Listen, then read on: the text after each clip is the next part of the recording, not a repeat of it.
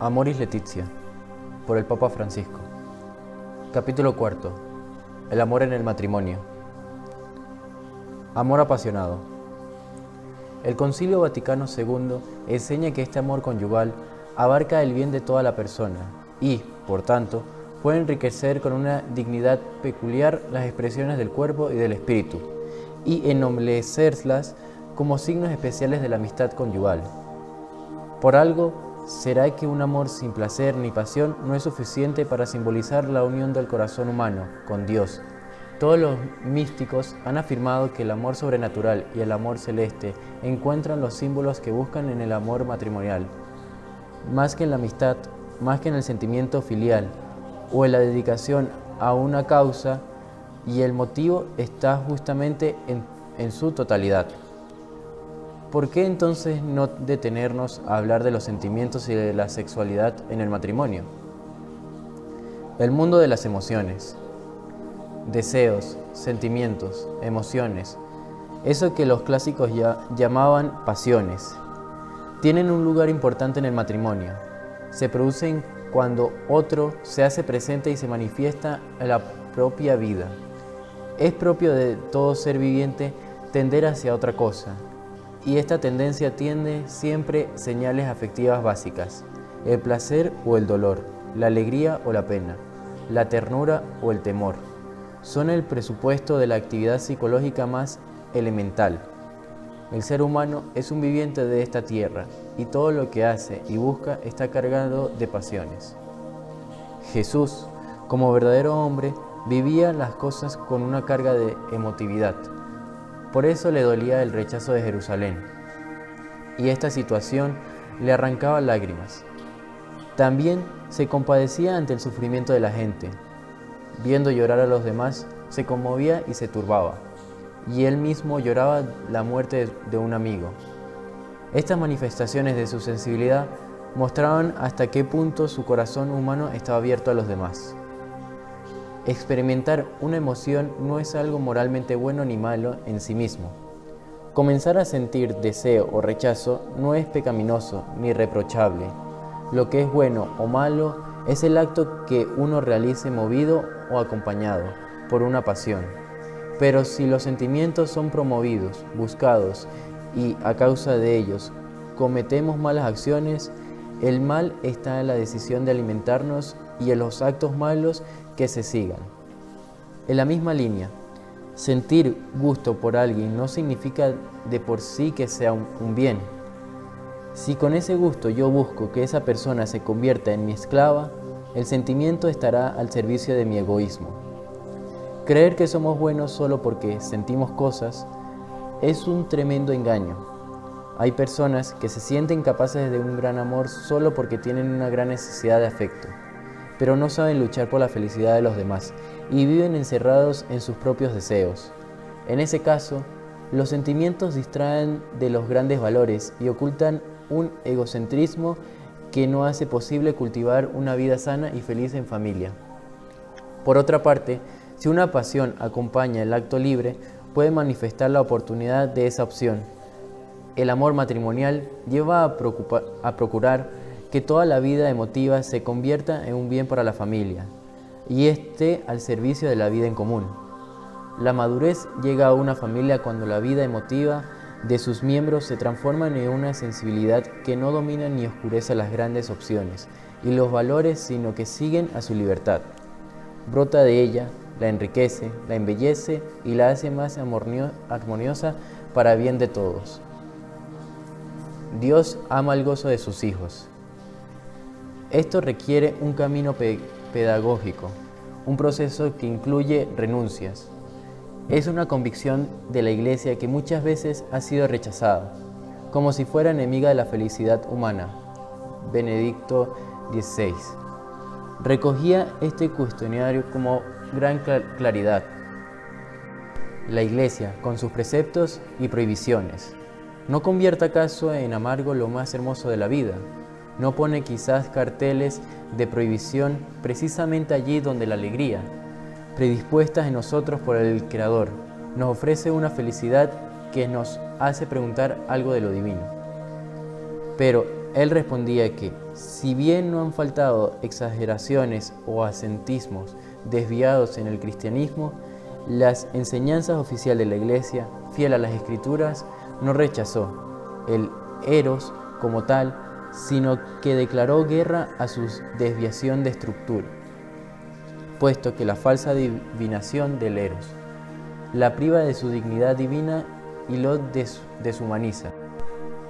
La educación de la emotividad y del instinto es necesaria, y para ello a veces es indispensable ponerse algún límite. El exceso, el descontrol, la obsesión por un solo tipo de placeres, terminan por debilitar y enfermar al placer mismo, y dañan la vida de la familia. De verdad, se puede hacer un hermoso camino con las pasiones, lo cual significa orientarlas cada vez más en un proyecto de autodonación y de plena realización de sí mismo, que enriquece la realización interpersonal en el seno familiar. No implica renunciar a instantes de intenso gozo, sino asumirlos como entretejidos con otros momentos de entrega generosa, de espera paciente, de cansancio inevitable, de esfuerzo por un ideal. La vida en familia es todo eso y merece ser vivida entera. Algunas corrientes espirituales insisten en eliminar el deseo para librarse del dolor, pero nosotros creemos que Dios ama al gozo del ser humano, que Él creó todo para que lo disfrutemos. Dejemos brotar la alegría ante su ternura cuando nos propone: hijo, trátate bien, no te prives de pasar un día feliz. Un matrimonio también responde a la voluntad de Dios siguiendo esta invitación bíblica. Alégrate en el día feliz. La cuestión es tener la libertad para aceptar que el placer encuentre otras formas de expresión en los distintos momentos de la vida, de acuerdo con las necesidades del amor mutuo. En ese sentido, se puede acoger la propuesta de algunos maestros orientales que insisten en aplicar la conciencia para no quedar presos en una experiencia muy limitada que nos cierre la perspectiva. Esa aplicación de la conciencia no es la negación o destrucción del deseo, sino su dilatación y su perfeccionamiento. Dimensión erótica del amor. Todo esto nos lleva a hablar de la vida sexual del matrimonio. Dios mismo creó la sexualidad, que es un regalo maravilloso para sus criaturas. Cuando se la cultiva y se invita a su descontrol, es para impedir que se produzca el empobrecimiento de un valor auténtico. San Juan Pablo II rechazó que las enseñanzas de la Iglesia lleve a una negociación del valor del sexo humano, o que simplemente lo tolere por la necesidad misma de la procreación. La necesidad sexual de los esposos no es objeto de menosprecio, y no se trata en modo alguno de poner en cuestión esa necesidad. A quienes temen que en la educación de las pasiones y de la sexualidad se perjudiquen la espontaneidad del amor sexuado, San Juan Pablo II les respondía que el ser humano está llamado a la plena y madura espontaneidad de las relaciones, que es el fruto gradual del discernimiento de los impulsos del propio corazón. Es algo que se conquista, ya que todo ser humano debe aprender con perseverancia y coherencia lo que es el significado del cuerpo. La sexualidad no es un recurso para gratificar o entretener, ya que es un lenguaje interpersonal, donde el otro es tomado en serio, con su sagrado e inviolable valor. Así, el corazón humano se hace partícipe, por decirlo así, de otra espontaneidad. En este contexto, el erotismo aparece como manifestación específicamente humana de la sexualidad. En él se puede encontrar el significado esposalicio del cuerpo y la auténtica dignidad del don. En sus catequesis sobre la teología del cuerpo humano, enseñó que la corporeidad sexuada es no solo fuente de fecundidad y procreación, sino que posee la capacidad de expresar el amor ese amor precisamente en el que el hombre persona se convierte en don. El más sano erotismo, si bien está unido a una búsqueda de placer, supone la admiración y por eso puede humanizar los impulsos. Entonces, de ninguna manera podemos entender la dimensión erótica del amor como un mal permitido o como un peso a tolerar por el bien de la familia, sino como don de Dios que embellece el encuentro de los esposos, siendo una pasión sublimada por un amor que admira la dignidad del otro. Llega a ser una plena y limpísima afirmación amorosa, que nos muestra de qué maravillas es capaz el corazón humano y así, por un momento, se siente que la existencia humana ha sido un éxito. Violencia y manipulación. Dentro del contexto de esta visión positiva de la sexualidad, es oportuno plantear el tema de su integridad y con un sano realismo, porque no podemos ignorar que muchas veces la sexualidad se despersonaliza y también se llena de patologías, de tal modo que pasa a ser cada vez más ocasión e instrumento de afirmación del propio yo y de satisfacción egoísta de los propios deseos e instintos. En esta época se vuelve muy riesgoso que la sexualidad también sea poseída por el espíritu venenoso del usa y tira. El cuerpo del otro es como frecuencia manipulado, como una cosa que se retiene mientras brinda satisfacción y se desprecia cuando pierde atractivo. ¿Acaso se pueden ignorar o disimular las constantes formas de dominio, prepotencia, abuso, perversión y violencia sexual, que son productos de una desviación del significado de la sexualidad y que sepultan la dignidad de los demás y el llamado al amor debajo de una oscura búsqueda de sí mismo? No está de más recordar que, aún dentro del matrimonio, la sexualidad puede convertirse en fuente de sufrimiento y de manipulación. Por eso tenemos que reafirmar con claridad que un acto conyugal impuesto al cónyuge sin considerar su situación actual y sus legítimos deseos no es un verdadero acto de amor y prescinde, por tanto, de una exigencia del recto orden moral en las relaciones entre los esposos. Los actos propios de la unión sexual de los cónyuges responden a la naturaleza de la sexualidad querida por Dios si son vividos de modo verdaderamente humano. Por eso, San Pablo exhortaba que nadie falte a su hermano ni se aproveche de él. Si bien él escribía en una época en que dominaba una cultura patriarcal, donde la mujer se consideraba un ser completamente subordinado al varón. Sin embargo, enseñó que la sexualidad debe ser una cuestión de conversación entre los cónyuges. Planteó la posibilidad de postergar las relaciones sexuales por un tiempo, pero de común acuerdo. San Juan Pablo II hizo una advertencia muy sutil cuando dijo que el hombre y la mujer están amenazados por la insaciabilidad, es decir, están llamados a una unión cada vez más intensa, pero el riesgo está en pretender borrar las diferencias y esa distancia inevitable que hay entre los dos, porque cada uno posee una dignidad propia e intransferible. Cuando la preciosa pertenencia recíproca se convierte en un dominio, cambia esencialmente la estructura de comunión en la relación interpersonal. En la lógica del dominio, el dominador también termina negando su propia dignidad y, en definitiva, deja de identificarse subjetivamente con el propio cuerpo, ya que le quita todo significado. Vive el sexo como evasión de sí mismo y como renuncia a la belleza de la unión. Es importante ser claros en el rechazo de toda forma de sometimiento sexual. Por ello, conviene evitar toda interpretación inadecuada del texto de la carta a los Efesios, donde se pide que las mujeres estén sujetas a sus maridos. San Pablo se expresa aquí en categorías culturales propias de aquella época, pero nosotros no debemos asumir ese ropaje cultural, sino el mensaje revelado que subyace en el conjunto de la copa.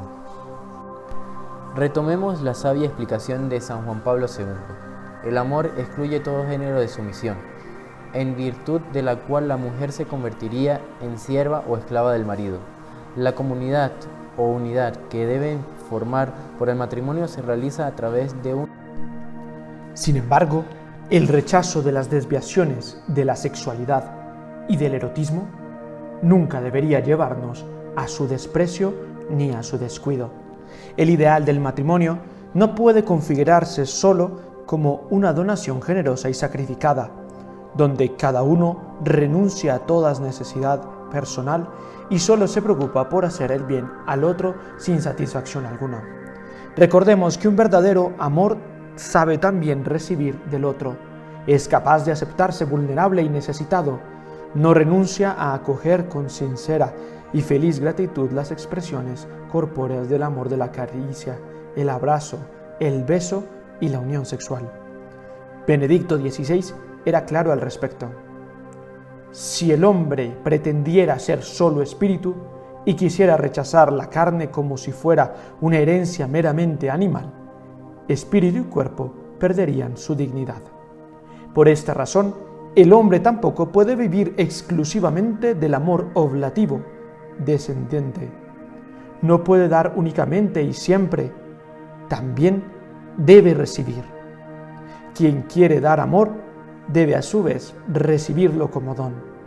Esto supone de todos modos recordar que el equilibrio humano es frágil, que siempre permanece algo que se resiste a ser humanizado y que en cualquier momento puede desbocarse de nuevo, recuperando sus tendencias más primitivas y egoístas. Matrimonio y virginidad. Muchas personas que viven sin casarse no solo se dedican a su familia de origen, sino que a menudo cumplen grandes servicios en su círculo de amigos, en la comunidad eclesial y en la vida profesional.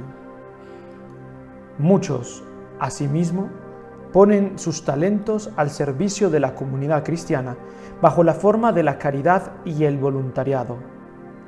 Luego están los que no se casan porque consagran su vida por amor a Cristo y a los hermanos. Su dedicación enriquece extraordinariamente a la familia, en la iglesia y en la sociedad. La virginidad es una forma de amar. Como signo nos recuerda la premura del reino, la urgencia de entregarse al servicio evangelizador sin reservas, y es un reflejo de la plenitud del cielo, donde ni los hombres se casarán, ni las mujeres tomarán esposo. San Pablo la recomendaba porque esperaba un pronto regreso de Jesucristo y quería que todos se concentraran solo en la evangelización. El momento es apremiante, decía en 1 Corintios capítulo 7, versículo 29.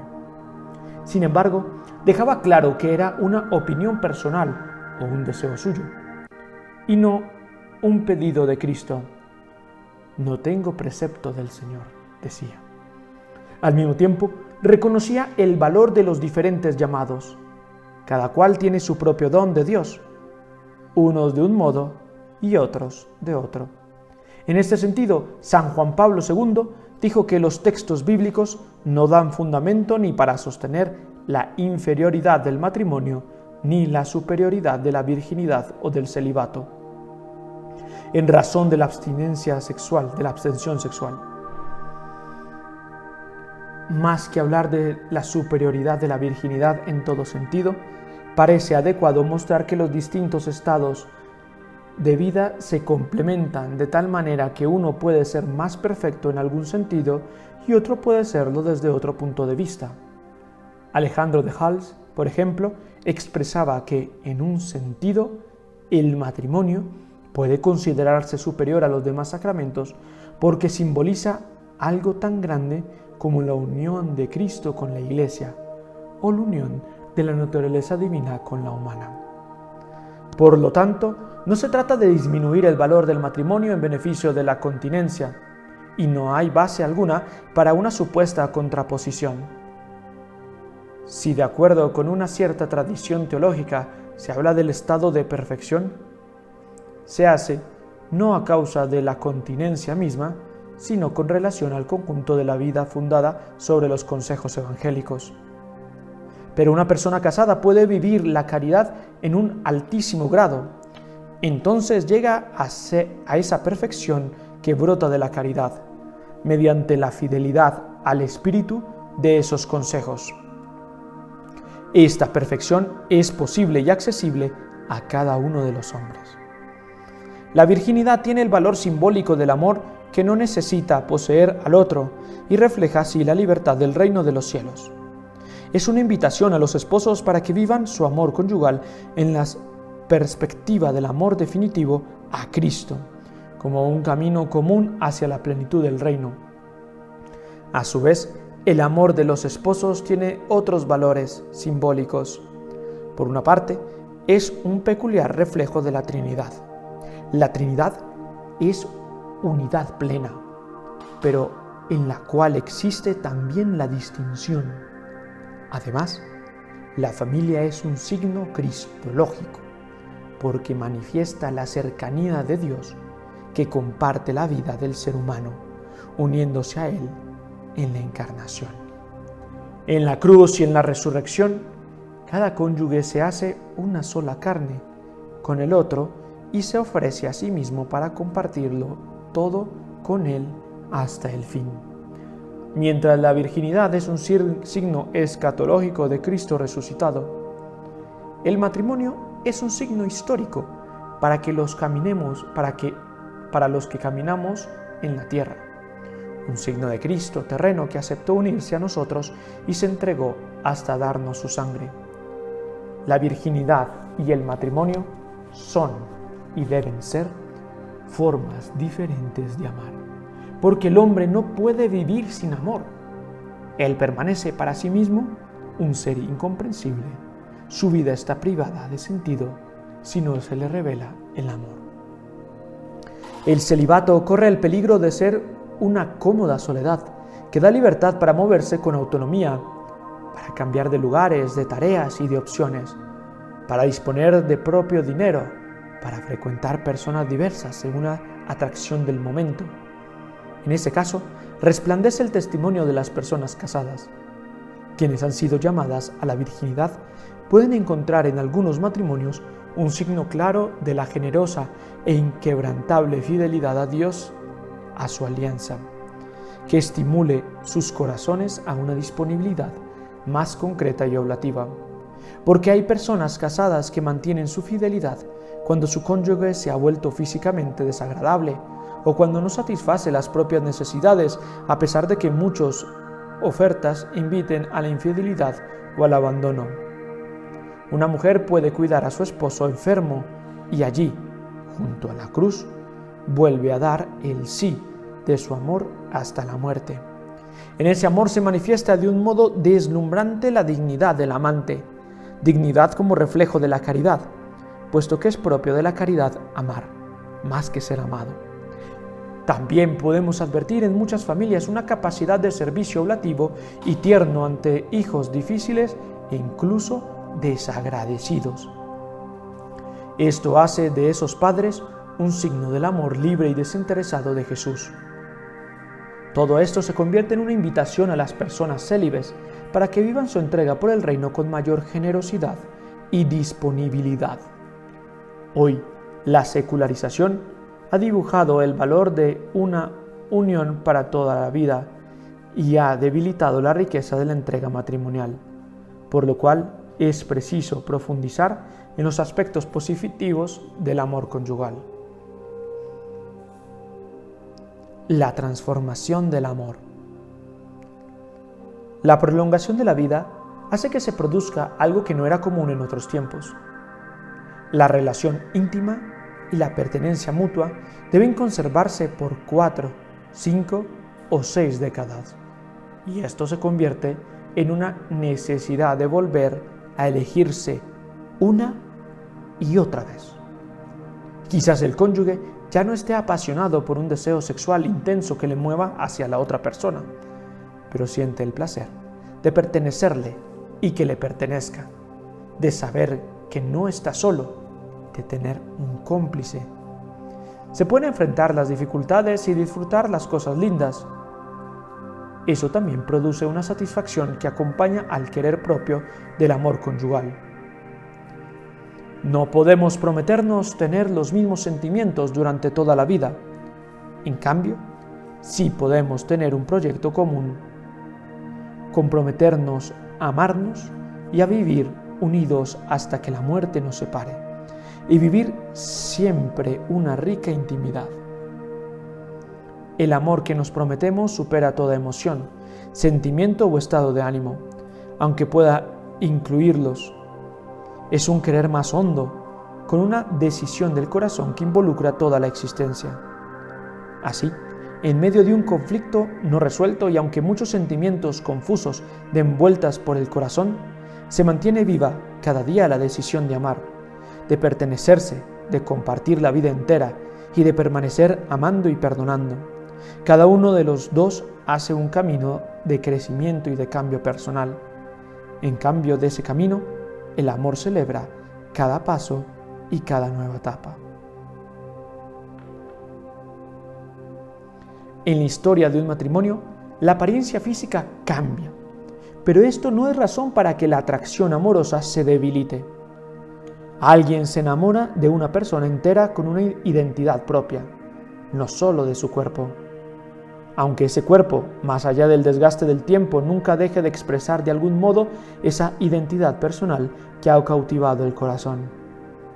Cuando los demás ya no pueden reconocer la belleza de esa identidad, el cónyuge enamorado sigue capaz de percibirla con el instinto del amor y el cariño no desaparece.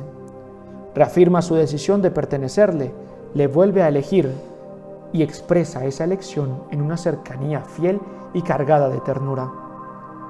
La nobleza de su opción por ella, por ser intensa y profunda, despierta una forma nueva de emoción en el cumplimiento de esa misión conyugal, porque la emoción provocada por otro ser humano como persona no tiende de por sí al acto conyugal.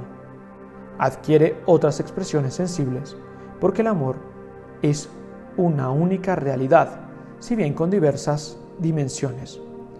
Según los casos, una otra puede destacar más.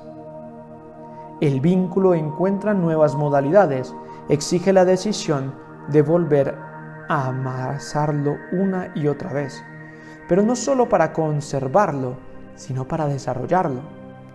Es el camino de construirse día a día, pero nada de esto es posible si no se invoca el Espíritu Santo, si no se clama cada día pidiendo su gracia, si no se busca su fuerza sobrenatural, si no se reclama con deseo que derrame su fuego sobre nuestro amor para fortalecerlo, orientarlo y transformarlo en cada nueva situación.